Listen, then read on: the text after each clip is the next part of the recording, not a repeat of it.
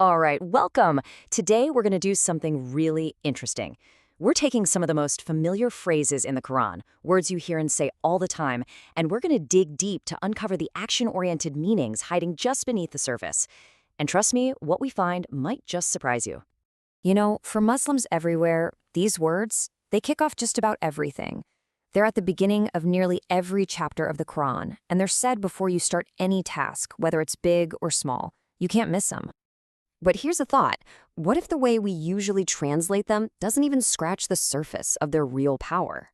What if there's a profound command, an instruction, locked inside this phrase we all know so well? That's the big question we're tackling today.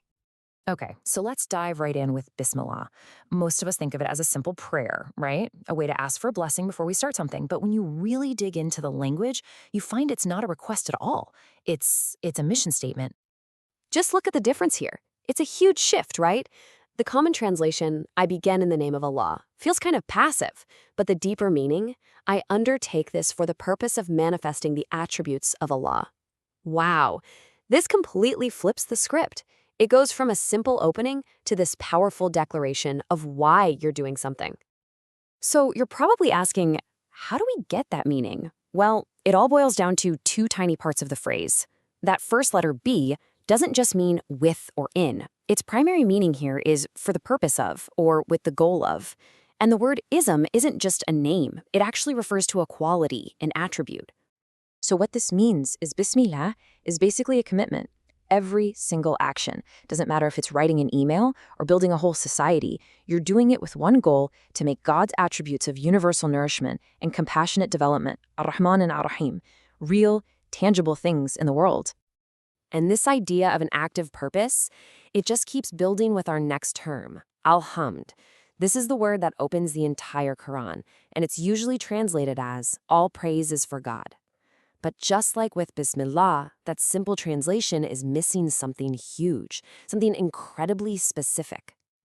Okay, to really get hummed, we have to look at another Arabic word for praise, mad. Mad is more like admiration. You see something beautiful that's just part of what it is, like a quality someone's born with. But hummed? Oh, hummed is on a whole different level. It's a deep appreciation you have for a masterpiece that was created intentionally through a voluntary choice. Here's a great way to think about it.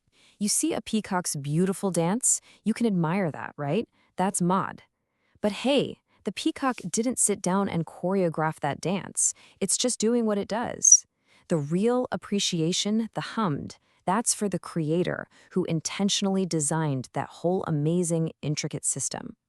So you see, hamd isn't just, throwing out a casual compliment. Nope. According to this framework, it's this super rigorous, evidence-based process, and it has some pretty strict conditions you have to meet. And get this, there are 5 conditions, and they're pretty fascinating. First, hamd has to be for something real, something you can actually observe, not just a nice idea. Second, it's got to be for a voluntary, intentional act. Third, the feeling has to be spontaneous, coming from the heart. Fourth, it has to be based on real knowledge, on deep investigation. And finally, and this one is crucial, the thing you're appreciating has to actually be beneficial for humanity. This changes everything, doesn't it? Hamd becomes an intellectual journey. Okay, now we get to the big one, the most foundational word of them all, Allah. And honestly, according to the source material, getting this right is the key to unlocking this whole way of thinking. So linguistically, the word Allah actually comes from al-ilah. Al is like saying the, in a way that means the one and only, the absolute. The root word, ilah, doesn't just mean a god you worship. Its core meaning is the one whose authority is accepted and obeyed, the ultimate lawgiver. So when you put it all together, Allah means the one and only sovereign. And this isn't just linguistics. The Quran itself backs this up big time. This verse states it so clearly. God's authority to command, to make the law, is absolute. It's not shared with anyone, period. And this has a massive implication. If Allah is defined as the sole sovereign, the only true lawgiver, then according to this interpretation, it means that human beings, whether it's a king, a dictator, or even a majority vote in a democracy, don't have the ultimate authority to create their own foundational laws for society. Okay, so let's start tying all these threads together. This isn't just about theology or what you believe in your heart. According to the source, these definitions lay out a blueprint for an entire system for society, a way of life. So on this slide, you can see the contrast pretty clearly. On one side, you have legal systems made by humans. On the other, you have the ideal presented in our source material, where the one and only legitimate source for law is the divine, and it's meant to guide every single aspect of life. And this leads to a pretty radical redefinition of who the true scholars, the ulama, really are. The source argues that based on the Quran, they're not just theologians. No, the true scholars are the ones who perform humd. They're the scientists, the researchers, the thinkers who dive deep into the real, physical universe, figure out its laws, and are just left in awe by the perfection of it all. So, what's the bottom line here? What happens when we put all these pieces, Bismillah, Alhamd, and Allah, back together? What's the final blueprint?